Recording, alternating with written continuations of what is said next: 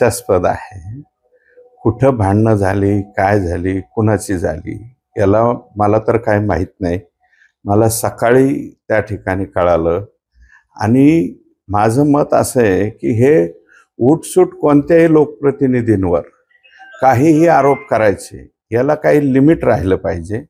आणि माझं मत आहे की जी कोणती चौकशी करायची, जे काही त्यांचं म्हणणं आहे त्याप्रमाणे हे करावं। मला त्याच्याबद्दल माझं काही म्हणणंच नाही। पण जे आरोप केले जात आहेत ते म्हणजे त्यांचे ते वारंवार काहीतरी घोटाळे बाहेर काढतात। अहो हे बघा, कोण घोटाळे बाहेर काढतो, कोणाचे घोटाळे बाहेर पाडतो याच्याशी माझा काही संबंध नाही।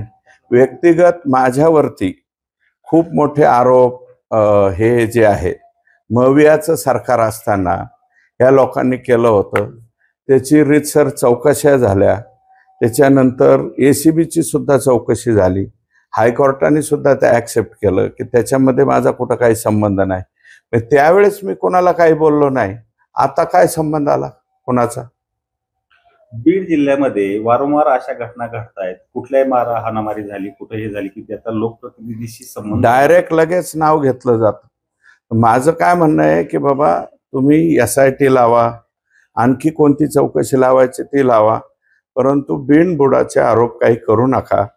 हे विनाकारण कोणाचे नावं घ्यायचे, कोणाच्या इज्जतीचा पंचनामा करायचा हे जरा कुठंतरी थांबलं पाहिजे असं माझं मत आहे। जाणून बुजून केलं होतं असं काय? 100%। आता घटना कुठं घडली हेही मला माहित नाही। मांदळी गाव कुठं आहे? तिकडे नगर जिल्ह्यामध्ये।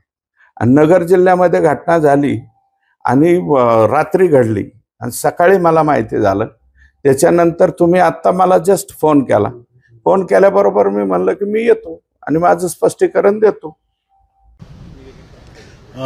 आज माझे पक्षकार अनंत गर्जे यांना